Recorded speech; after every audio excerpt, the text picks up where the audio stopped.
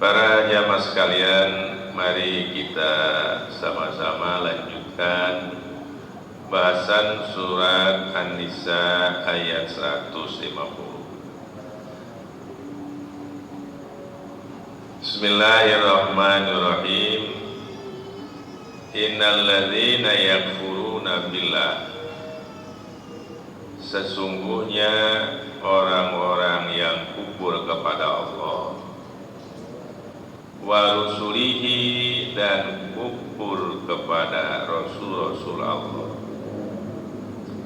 wa yuriduna, dan mereka itu berkeinginan, ayyufarriqu, mereka memisah-misah, bainallahi, antara Allah, wa rusulihi, dan rasul-rasul Allah. Wa yaquluna, dan mereka berkata, nu'minu, kami beriman, bibadin, pada sebagian, wa nakfuru, dan kami kufur, bibadin, pada sebagian, wa yuriduna, dan mereka berkeinginan, ayyattakhidhu, menjadikan, baina dzalika, antara itu, sabilan, sebagai jalan. Wallahu a'lam bimuradi. Ada orang-orang kafir, orang kafir tidak percaya kepada Allah dan tidak percaya kepada Rasul. Mereka berkeinginan untuk memisahkan antara Allah dan Rasul-Nya.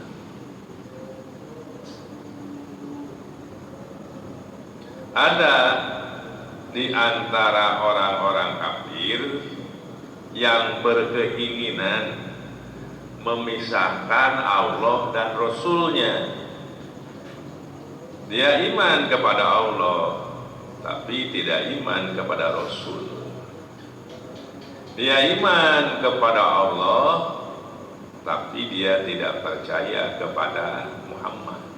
Jadi dia hanya ingin beriman kepada Allah saja, tidak iman kepada Nabi Muhammad.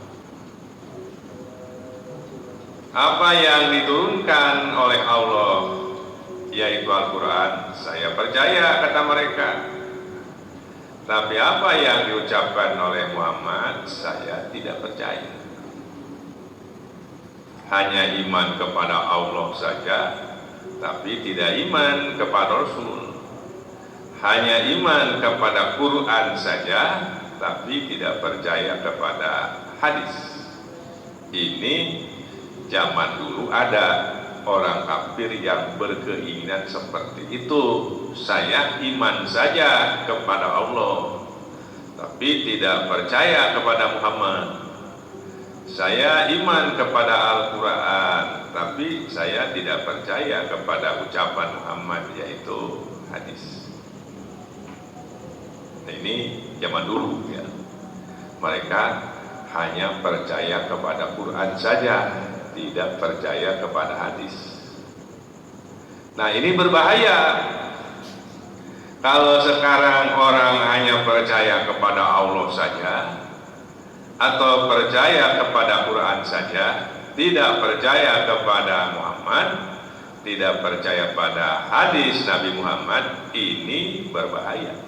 Orang bisa jatuh pada kekufuran, dan orang bisa sesat. Sebab Allah menurunkan Al-Quran kepada Muhammad yang bisa menjelaskan isi Al-Quran yang sebenar-benarnya hanya Muhammad. Nah, sekarang Muhammadnya tidak diakui, tidak dipercayai. Bagaimana nantinya? Dia percaya kepada Quran saja, tapi tidak percaya kepada Muhammad. Berarti tidak percaya pada penjelasan Quran yang disampaikan oleh Nabi Muhammad. Contoh, kalau dia percaya pada Quran saja, tidak percaya kepada hadis Nabi, contohnya sholat saja. Quran hanya menyebutkan aqimus sholat, dirikanlah sholat. Siapa yang menjabarkan sholat? Yang menjabarkan sholat adalah Nabi Muhammad. Shollu kama ra'aitumuni usolli. Sholatlah kamu seperti aku sholat. Takbirnya begini, baca fatihahnya begini, rukunya begini, sujudnya begini. Kalau saja sekarang penjelasan Nabi Muhammad tentang sholat dalam Al-Quran tidak diakui, bagaimana mereka itu melaksanakan sholat yang ada dalam Al-Quran?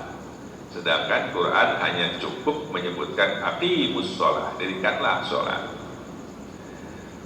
Contoh puasa, Quran hanya menyebutkan kutiba alaikumusiyam, diwajibkan kepada kamu puasa. Bagaimana tata cara puasa?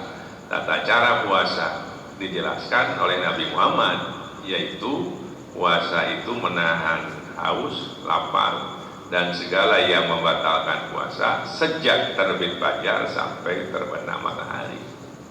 Kalau saja orang hanya percaya kepada Quran saja atau kepada Allah saja, tidak percaya kepada Muhammad atau kepada hadis-hadis yang disampaikan Muhammad, bagaimana kejadian nanti?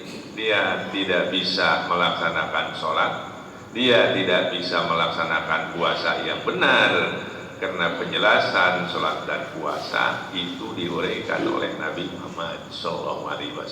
Itu dua contoh saja, belum yang lainnya. Makanya alangkah sesatnya kalau orang hanya percaya kepada Quran saja, tidak percaya kepada hadis.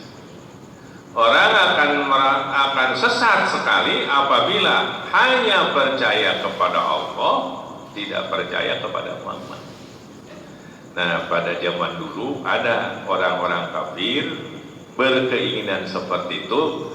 Aku mah hanya iman kepada Allah saja, aku mah hanya iman kepada Quran saja, tidak percaya kepada Muhammad dan tidak percaya kepada ucapan.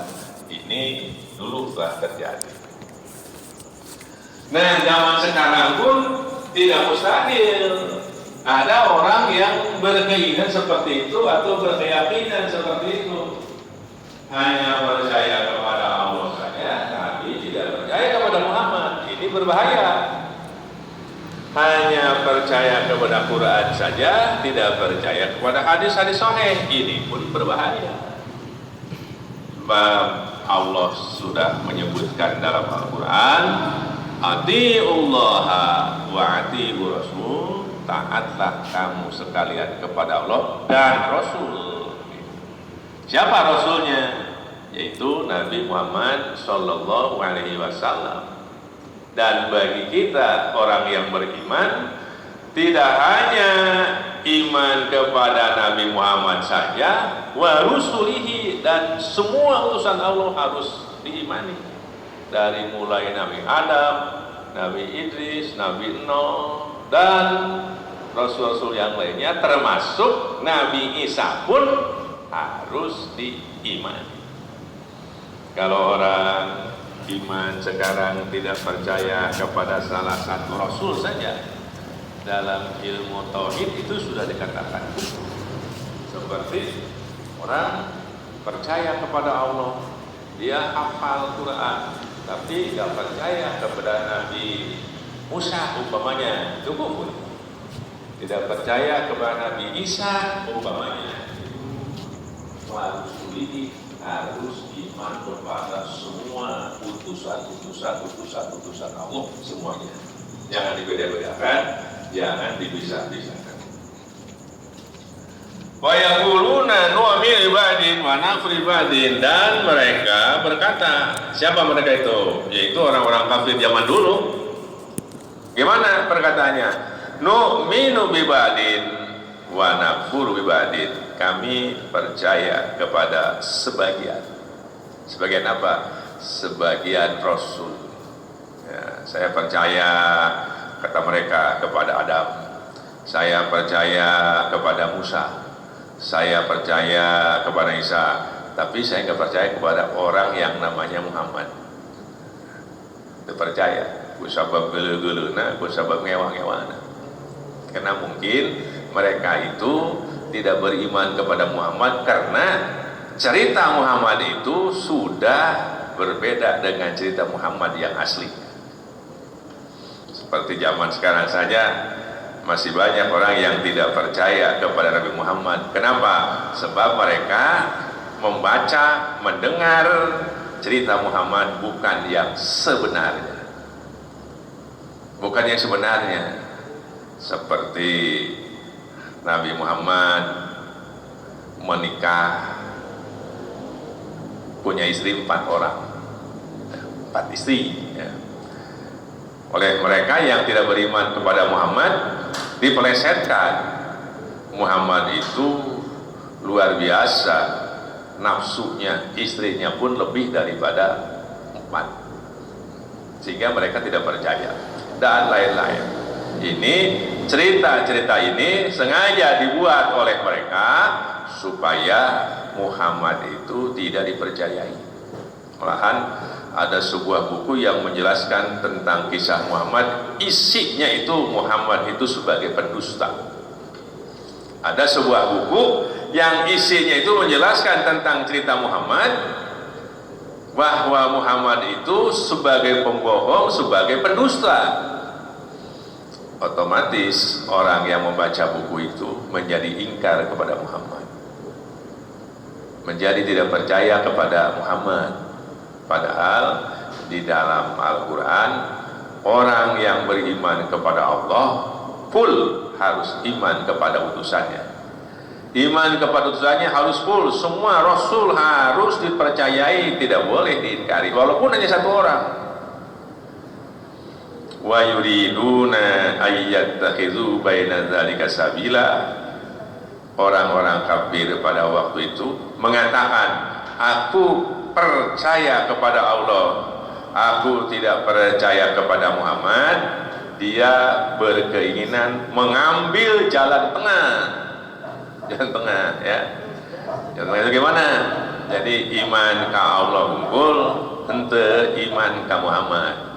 Cek meh nama eta teh jalan tengah cenah, supaya orang terima oleh Allah, supaya mereka itu terima oleh Allah. Padahal bukan jalan tengah, itu adalah jalan sesat yang menyesatkan. Maka kita selaku orang yang beriman harus iman kepada semuanya. Kalau iman kepada Allah, harus iman kepada Rasul-Rasulnya. Kalau iman kepada Al-Quran, harus iman kepada hadis Nabi Muhammad Sallallahu Alaihi Wasallam. Tentunya kalau iman kepada hadis itu harus diseleksi. Hadis yang mana yang harus diamani? Itu hadis-hadis sahih. Apa hadis sahih itu? Hadis sahih itu adalah hadis yang sejalan dengan Al-Quran. Harus percaya semuanya, tidak boleh dibeda-bedakan. Bagaimana orang kafir yang seperti itu? Ulaika humul kafirun haqqan. Orang yang memisahkan Allah dan Rasulnya. Orang hanya percaya kepada Allah, tidak percaya kepada Rasul. Orang yang percaya kepada Quran, tidak percaya kepada Nabi. Ulaika humul kafirun haqqan. Itulah nyata-nyata orang kafir. Jadi kalau orang mengatakan saya iman kepada Allah, tidak iman kepada Muhammad, saya iman kepada Quran, tidak iman kepada hadis Nabi, ulaika humul kafirun haqqan, itulah yang disebut dengan orang kafir yang sebenarnya. Ini pengalaman saya dulu ya, waktu tahun 83. Saya pernah tinggal di Jakarta 1 bulan karena saya senang mengikuti pengajian. Di Jakarta itu ada pengajian, orang datang pada suatu tempat, saya tanya, kemana dek? Mau ngaji. Di mana ngajinya? Di sana. Ayo, mau ikut? Ya saya ikut sajalah. Ikut 4 kali. Nah di pengajian itu dibahas Al-Quran, luar biasa membahas Quran itu. luar biasa penjabarannya. Banyak orang yang terpengaruh dengan pengajian itu, tapi setelah saya ikuti, ujung-ujungnya pengajian itu menolak hadis. Pengajian itu namanya pengajian inkarus sunnah, ingkar kepada hadis. Memang kalau bicara Al-Quran hebat, betul hebat, tapi dia menolak hadis. Kenapa? Alasan mereka, hadis itu dikeluarkan oleh Muhammad, sedangkan Muhammad itu hanya sebagai perantara saja untuk menerima Al-Quran. Yang wajib diyakini oleh kita, katanya, Quran cukup saja, hadis tidak usah, sebab Muhammad hanya sebagai perantara saja untuk menerima wahyu Al-Quran. Saya ikut pengajian 3 kali ya. Pertama pengen tahu, keduanya kenapa pengajian seperti ini, ketiganya ya sudah saya terakhir mengikuti pengajian itu, dan jumlah yang ngenyat lumayan lah, ada sampai 50 orang 60 orang. Nah, setelah diketahui bahwa itu pengajian inkarus sunnah, kemudian dilaporkan kepada polisi. Sudah dilaporkan kepada polisi, maka keluarlah keputusan dari Kejaksaan Negeri pada waktu itu, maka pengajian itu dibubarkan. Kenapa? Sebab sudah tidak sejalan lagi dengan Al-Quran. Memang yang dibicarakannya Al-Quran, tapi tidak sejalan dengan Al-Quran. Kenapa tidak sejalan dengan Al-Quran? Tidak sejalan dengan Al-Quran karena mereka hanya meyakini Quran saja, tidak menerima hadis yang disampaikan oleh Nabi Muhammad SAW. Ayat yang disampaikan oleh mereka itu bertentangan sekali dengan ayat yang ada di dalam Al-Quran. Ulaika humul kafirun haqqo, mereka itu adalah benar-benar orang yang kafir, yaitu orang yang memisahkan antara Quran dan hadis, antara Allah dan Rasulnya. Bagaimana akibatnya? Wa i'tadna lil kafirin adzaban muhina, kami menyediakan tempat bagi orang-orang kafir. Di dalam tempat itu adzaban muhina, siksaan yang sangat menghinakan. Orang-orang kafir, apakah kafirnya karena tidak iman kepada Allah dan Rasulnya? Orang-orang kafir, apakah dia hanya iman kepada Allah tapi tidak iman kepada Rasulnya? Maka Allah menyediakan di hari akhirat nanti azab muhina, siksaan yang sangat menghinakan sekali. Oleh karena itu kita harus betul-betul menjadi orang yang beriman, iman kepada Allah plus iman kepada Rasul Allah, jangan dibeda-bedakan. Iman kepada Allah harus iman kepada Rasulnya, iman kepada Al-Quran harus plus iman kepada hadis Nabi yang sahih. Artinya kita iman kepada Al-Quran, kita pun harus percaya kepada hadis-hadis Nabi Muhammad sallallahu alaihi wasallam. Walladzina amanu billahi wa rasulihi, orang-orang yang beriman kepada Allah dan utusan-utusannya, walam yufarriqu, dan mereka itu tidak memisahkan baina hadin, antara salah satu minhum daripada para rasul, ulaika saufa yu'tihim ujurahum, mereka itu Allah akan memberikan pahalanya yang sangat luar biasa. Wa kanallahu ghafurur rahima, dan Allah itu maha pengampun, maha pengasih dan penyayang. Wallahu a'lam bishawab. Ayat berikutnya ayat 152. Walladzina amanu billah, orang-orang yang iman kepada Allah seperti kita ya. Alhamdulillah kita sudah jadikan oleh Allah menjadi orang yang beriman. Billahi, iman kepada Allah. Wa rusulihi, dan kita sudah beriman kepada Rasulullah. Kepada Nabi Musa kita percaya, kepada Nabi Ibrahim kita percaya, kepada Nabi Isa kita percaya. Walaupun oleh orang lain Nabi Isa itu dianggap sebagai Tuhan, kita percaya. Percayanya bukan dia sebagai Tuhan, tapi kita percaya kepada Nabi Isa itu adalah dia sebagai Nabi dan sebagai utusan Allah. Percayanya bukan kita percaya Isa itu sebagai Tuhan, tapi Isa sebagai Rasul Allah. Walam yufariqu baina ahadin minhum, dan tidak memisah-misahkan antara para rasul, ya.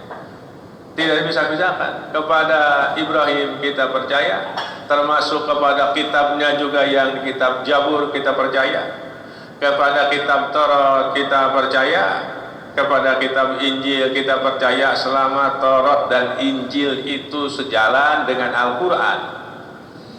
Selama kitab Taurat dan kitab Injil sejalan dalam Al-Quran, kita imani, kita percayai.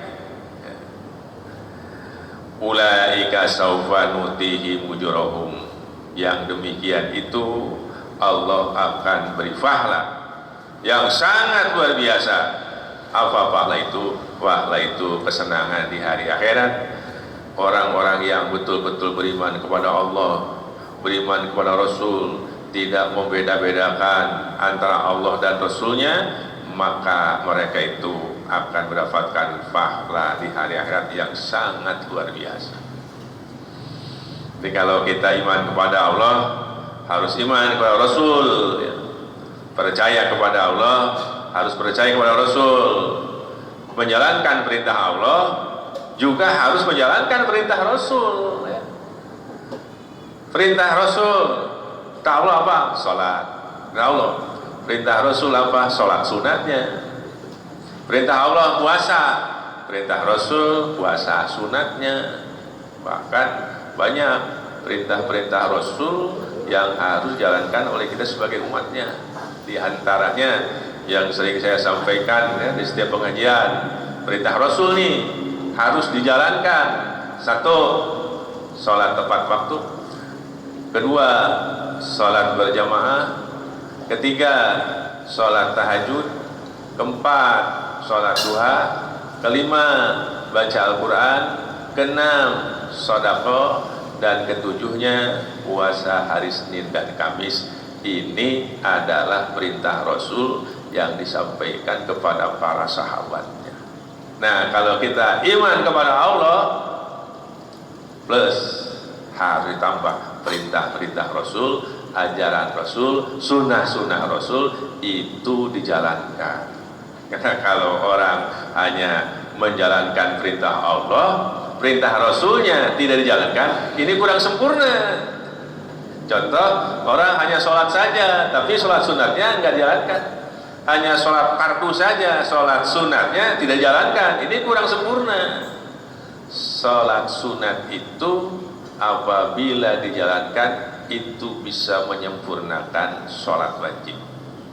Umpamanya kita sholat zuhur 4 rakaat, tentulah banyak kekurangan-kekurangannya, ya. Bisa terjadi kekurangan itu dalam gerakan, bisa terjadi kekurangan itu dalam bacaan, bisa terjadi kekurangan itu dalam khusyuan. Selesai sholat wajib, kemudian kita tambah dengan sholat sunat, qobliyahnya atau ba'diyahnya. Nah, sholat sunat berupa qobliyah dan ba'diyah itu menyempurnakan kekurangan-kekurangan tadi. Sholat duhur ada kekurangan nih, apa diantaranya bacaan umpamanya.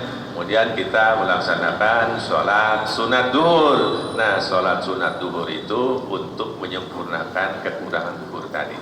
Makanya sangat dianjurkan sekali sholat sunat qobliyah ba'diyah itu jangan ditinggalkan. Dan banyak lagi sunnah-sunnah Nabi yang telah Nabi ajarkan, yang harus dijalankan oleh kita sebagai penyempurna dalam pelaksanaan kewajiban-kewajiban yang dilaksanakan. Nah, kalau kita bisa seperti itu, insya Allah janjikan dalam Al-Quran, yu'tihim ujurahum, akan diberi pahala oleh Allah, tidak dikurangi sedikit pun. Kita sholat wajib perintah Allah dijalankan, pahalanya tidak dikurangi sedikit pun. kemudian ditambah kita melaksanakan sunnah-sunnah Nabi, tidak dikurangi sedikit pun pahalanya. Apa pahala itu? Kesenangan. Di mana kesenangannya? Di sana di akhirat nanti. Kalau kesenangan di dunia tanpa sholat orang bisa. Kesenangan di dunia bisa tempuh tanpa sholat sunat bisa. Orang rekreasi saja, orang piknik saja itu bisa senang di dunia. Tapi kesenangan hari akhirat itu tidak bisa seperti itu, harus ditempuh dengan melaksanakan kewajiban-kewajiban Allah dan sunnah-sunnah Rasul. Insya Allah itu pahalanya sangat luar biasa. Kalau orang di akhirat mendapatkan pahala yang sangat banyak, berarti dia dapat kesenangan yang sangat banyak. Dunia kesenangannya sebentar. Dunia itu kesenangannya sebentar, tapi kesenangan hari akhirat bisa 100 tahun, bisa 200 tahun, bisa 1000 tahun, bisa puluhan ribu tahun. Itu kesenangan hari akhirat kalau orang beriman bisa meraihnya. Nah, dengan melaksanakan ajaran Allah dan Rasulnya, mudah-mudahan kita meraih pahala di hari akhirat nanti. Amin ya rabbal alamin. Wa kana Allahu ghafurur rahiman, dan Allah itu Maha Pengampun. Rahiman, Allah itu Maha Pengasih. Andai kata orang yang beriman kepada Allah dan Rasulnya, menjalankan perintah Allah dan Rasulnya, ada kehilapan, ada kealpaan, ada kekurangan, dimaafkan oleh Allah. Ghafur, Maha Pengampun. Jadi umpama kalau ada orang pemaaf, tersenggol saja dimaafkan. Ada orang tersenggol oleh saya, umpamanya, maaf ya, oh iya saya maafkan. Itu belum dikatakan Maha Pemaaf. Itu mah bersebut orang pemaaf. Kalau ada orang keinjak sendalnya, maaf ya, keinjak sendalnya, oh iya saya maafkan. Itu mah belum sampai kepada Maha Pemaaf. Tapi Allah itu bukan pemaaf saja, tapi Maha Pemaaf. Artinya orang belum minta maaf kepada Allah pun Allah bisa memaafkannya.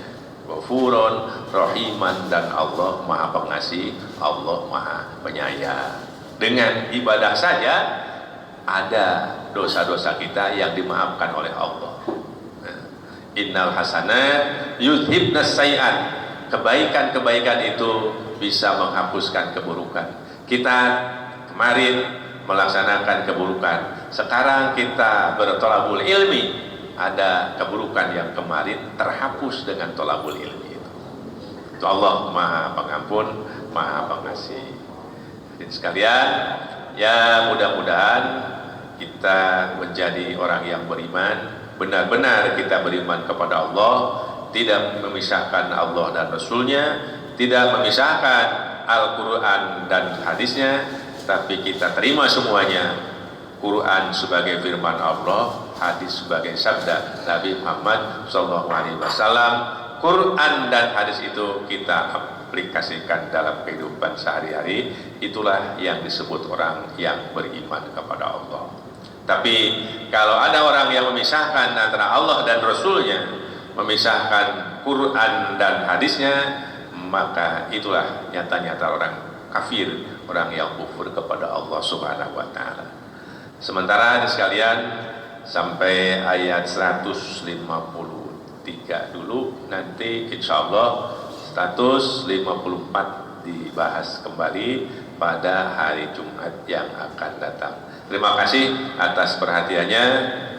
Subhanakallahumma wa bihamdika asyhadu an la ilaha illa anta astaghfiruka wa atubu ilaik. Wabillahi taufiq hidayah. Assalamualaikum warahmatullahi wabarakatuh.